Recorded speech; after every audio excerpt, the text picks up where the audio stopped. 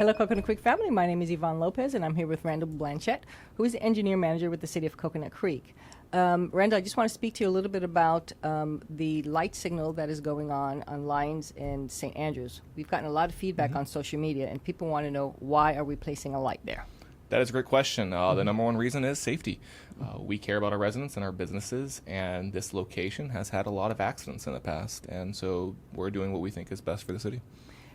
I would imagine that traffic analysis were done? Absolutely. We don't do anything this large scale without doing a traffic analysis.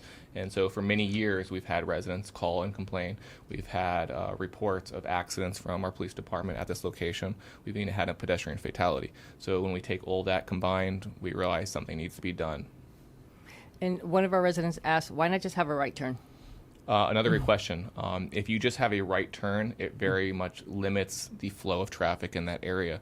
People ultimately need to then make a U-turn to get back to the direction they want to go, which will then cause even more congestion and potentially more accidents as they're trying to do a U-turn on a major road. Okay, one of the concerns also is that there's so many traffic lights in that area, in close proximity, and that's going to actually stop the traffic from flowing.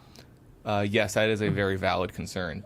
In the past, that would be a major issue, but now with today's technology, they can actually synchronize these lights so that they work in unison with each other, and that would mitigate a lot of the traffic problems. So we think that this synchronization is going to go, do we know, from where to where on Lyons? On Lyons, it's going to involve Winston Park Boulevard, this new signal, and then Sawgrass Expressway. Okay. And one of the other questions was, why did the city pay for this project? Why are we paying for it? Good question. Because we believe it's necessary for our residents.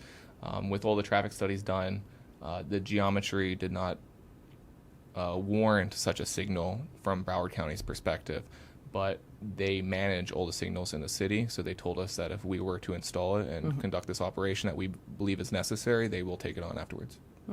And whenever there's new development in the city, apartments or any kind of development, do we actually do studies to determine whether or not we need a traffic signal in that location? Usually it's done by the developer. So if a developer comes in and they want to do a development of a location or change what's going on in that location, change what businesses or what's actually happening, they have to do a traffic study to see how those new operations will impact the major roads around them. And once that happens, things can still change, right? If we're talking 5, 10, 15, 20 years. Yeah, absolutely. Things change. As the population increases in the city, as the population moves or changes, or businesses come up or change, that affects the use of the land around it, and that affects what kind of driving patterns we're going to have. And there was another question that was kind of just about Lyons Road. There is a flashing school zone signal on Lyons and Winston Park Boulevard that apparently is not working properly, and they're asking if that can be fixed. How can that be fixed? Is that something that we handle? Yes and no. We help report that to Broward County, but Broward County manages all the traffic signals and the school flashers. So that information can be reported directly through Broward County's website, or you can report it to us and we'll relay it back to the county.